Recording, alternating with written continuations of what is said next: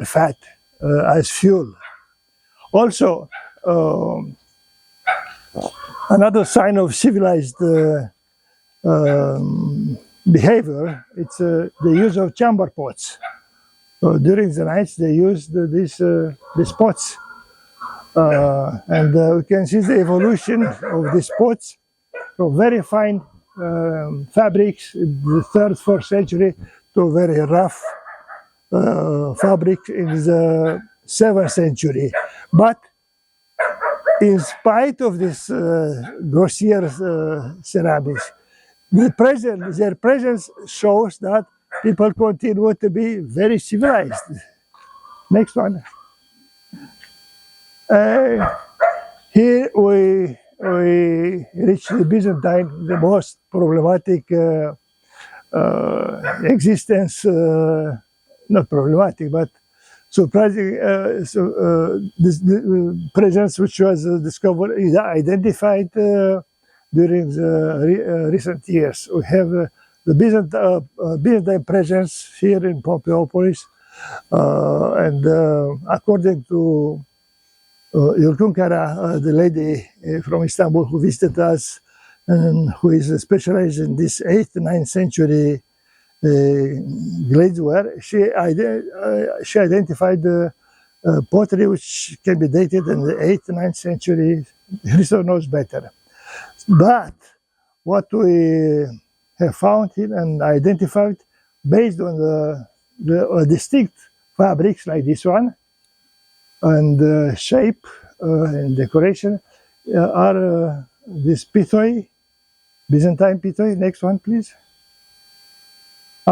See, like how it looks, such a pithos with these bands, which because the pithos was made from segments from coiling, and these segments were after that enforced with these bands to make the connection much stronger. And the pithos like this had around 400, 370, 400, but there are different sides of this pithoi. Bianca is going to study more in details. Next, please. And as imports, we have only these Ganos amphorae of the 9th, 10th century. So far, I haven't seen any amphora of 11th or 12th century, but 8 to 10 is acceptable. Next, please. The Ganos was imported from the Barbara, Constantinople area. Also have this curious decorated pots, Byzantine pots. And this is, see, the Byzantine pots is characterized by his thinness of the walls and resistance and decoration, specific decoration. So now that's found in Pompeiopolis 2012. At that time I thought that, I never had any idea that it's a Byzantine here. So I thought, could be some Hellenistic, late Hellenistic, early Roman, because it's too fine, too well made. But now we have also that, which was identified as being Byzantine. Also, Pompeiopolis 12 identified now based on fabrics that is Byzantine. Next, please. And here we have a series of Byzantine pots, also with very thin walls, and this is a typical Byzantine fabric. Thank you.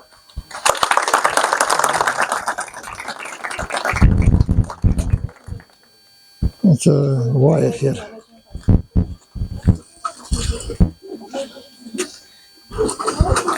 Okay. If you have questions, please. Yes, I have 2 questions. Yes. First, did you find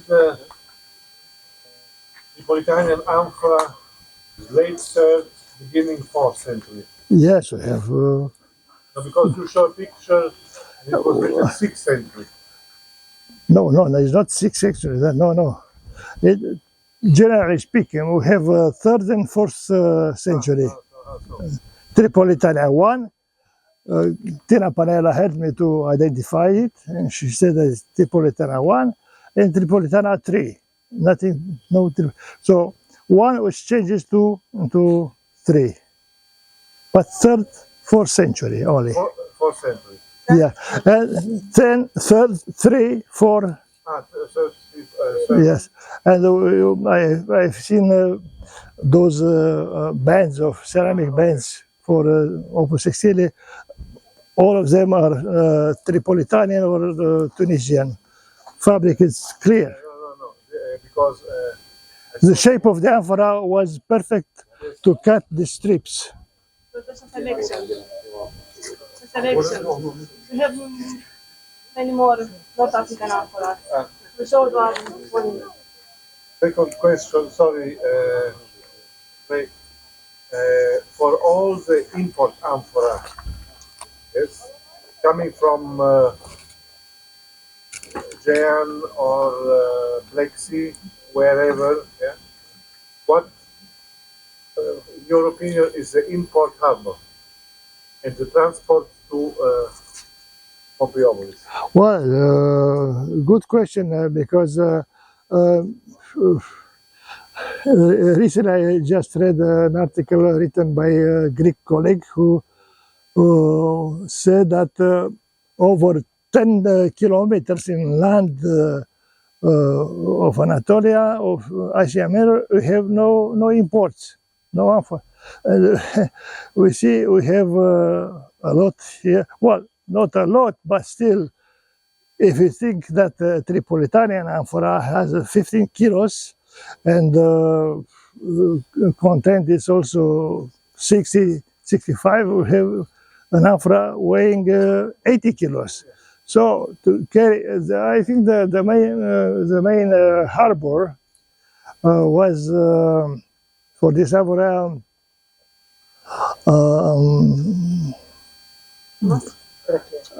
No. Amastris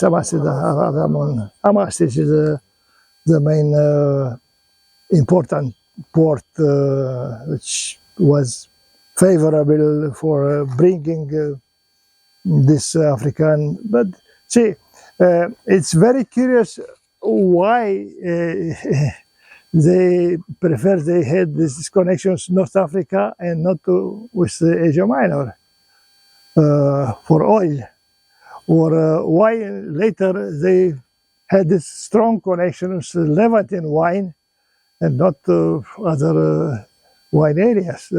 So you see that the personal connection, the personal relationship, I advanced an idea, and I wrote an article about the Levantine diaspora here in Pompeiopolis, because this could be an explanation of this massive presence of Levantine wine. A Dressel, a Late Roman 4 has around 20 liters, so we have hundreds of Late Roman 4 here. And from the very beginning of the 5th century to the end, early 7th century. So this connection, personal connection, played an important role, I suppose. More question? Also for the marble would be an idea how to carry it from Proconés. So it's Yeah, because this heavy stuff. So I think that in conclusion, when it was a desire of local population, when local population had money, and everything was possible, even if it was, they have plenty of time, nobody rushing. They can carry 10, 15 kilometers per day and slowly, yavaş arrived at Pompeiopolis. Andrei, there's a question from Mary. Sorry? There's a question from Mevlüt. He's asking, what is the when you give a ratio among wine amphora and olive oil amphora, what is the ratio of olive oil amphora? First question, and the second is, what is the latest date for the olive oil amphora? The latest date.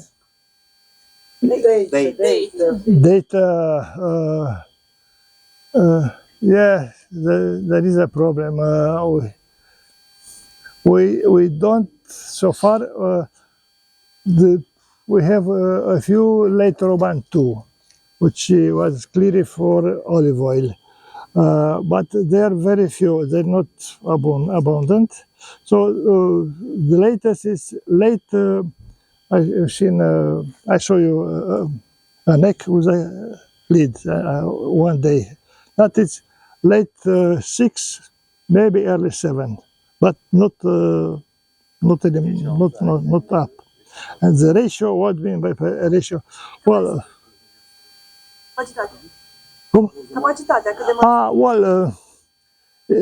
there is a large variety of capacities in wine amphora. So from 5 to 10 to 15 to 20.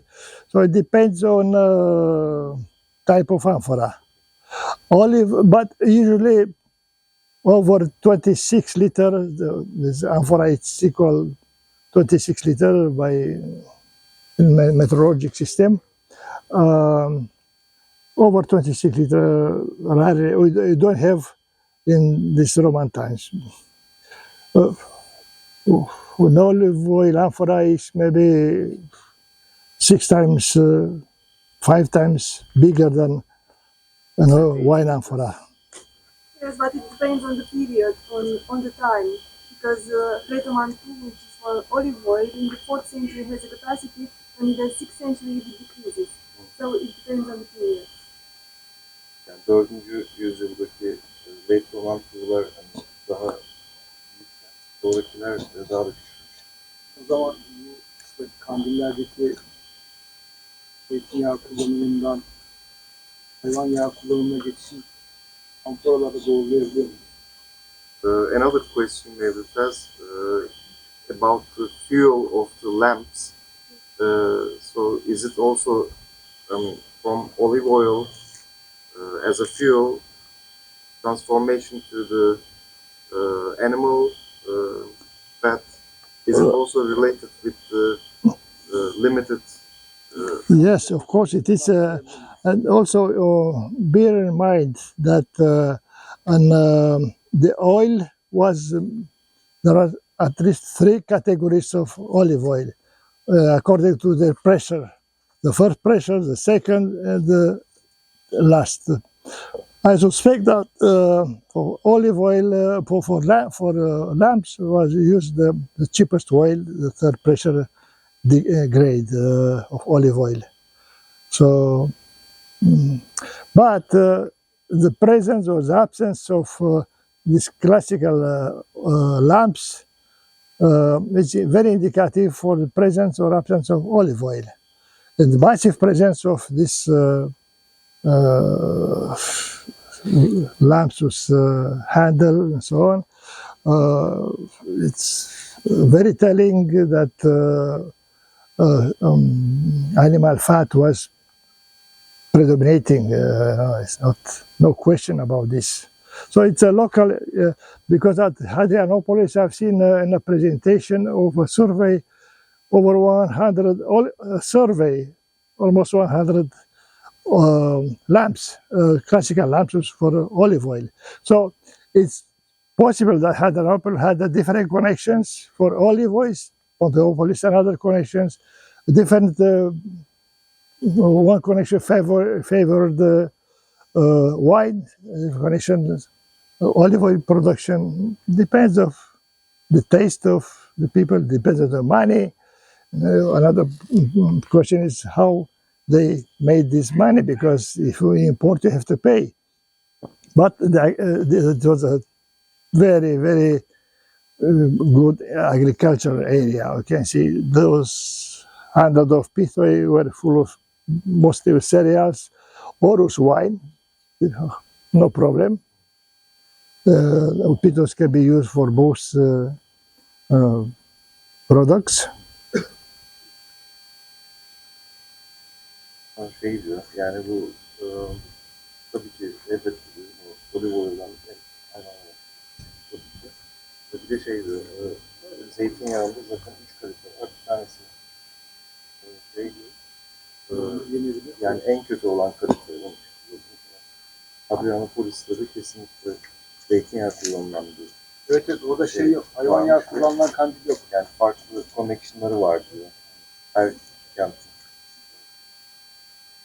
But of course, I would be happy to know to make the connection parallel between what's happened in Hadrianopolis, other Claudiopolis, or other cities, Amastris.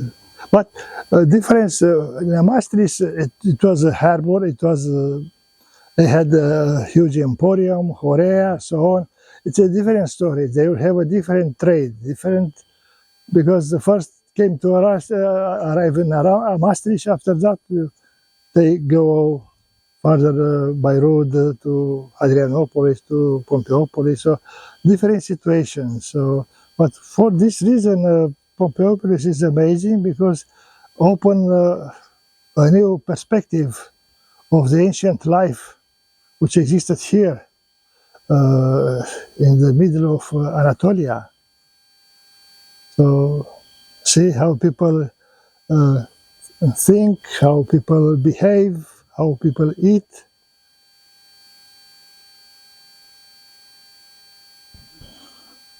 Thank you. I can have a question. Please. About the local production. I mean, for instance, when we go to the direction by land to Sunum, so in 30 minutes, 45 minutes by car, we see many clay heaps. Clay? Clay heaps on the way, and there are the local tile atelier very close to these clay sources. So it's in the modern time they use these clay sources to produce tiles. So did you hypothesize the local production and the sources in Pompeiopolis? Where could be the clay sources? I showed you there are at least two different clay sources, which means two different workshops, specialized in different types of vessels mostly. And of course, it's important to have an workshop very close to the clay sources. It's a matter of economics here. Oh, it can be carried 10-15 kilometers by donkey, some clay, but idea is to have workshop and next to clay source. Maybe it would be useful to locate the closest clay sources to the Pompeiopolis around the site. Yeah. Yes, I would like. The young generation have plenty of activities now. Can continue our work and see to improve it. But we open the road. Just follow it. Thank you, Andrei. Thank you. Thank you for attending.